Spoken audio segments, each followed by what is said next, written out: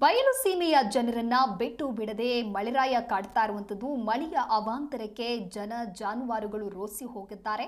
ಕಳೆದ 2 ದಿನಗಳಿಂದ ನಿರಂತರವಾಗಿ ಮಳೆ ಇದೇ ರೀತಿಯಾಗಿ ಆಗ್ತಾ ಇದೆ. ಚಿಕ್ಕೋಡಿಯಲ್ಲಿ ಎಲ್ಲಿ ನೋಡಿದ್ರೂ ಕೂಡ ಬರೀ ನೀರಾಗಿ ಹೋಗಿದೆ.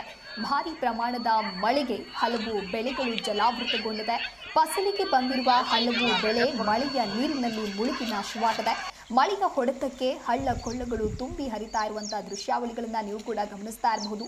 ಅಥಣಿ ಮಸರುಗುಪ್ಪಿ ರಸ್ತೆ ಸಂಪರ್ಕ ಸಾಧಿಸುವಂತಹ ಸೇತುವೆಯೇ ಮುಳುಗಡೆಯಾಗಿದೆ. ನಿರಂತರ ಮಳೆಯಿಂದಾಗಿ ಕೃಷ್ಣಾ ನದಿಯಲ್ಲೂ ಕೂಡ ನೀರಿನ ಮಟ್ಟ ಹೆಚ್ಚಳವಾಗಿದೆ.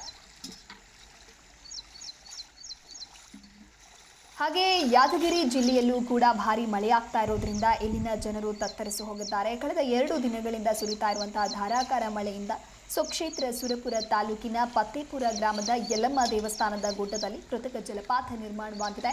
ಗುಡ್ಡದ ಮೇಲಿನಿಂದ ಹಾಲು ನೊರೆಯಂತೆ ನೀರು ಧುಮ್ಮಿಕ್ತಾ ಇದೆ. ಜನರು ತಂಡೋಪತಂಡವಾಗಿ ಭೇಟಿ ನೀಡೋದ್ರ ಮೂಲಕ ಒಂದು ಕಡೆ ಪ್ರಕೃತಿಯ ಸೌಂದರ್ಯವನ್ನು ಜನರು ಸವಿತಾ ಇದ್ದಾರೆ.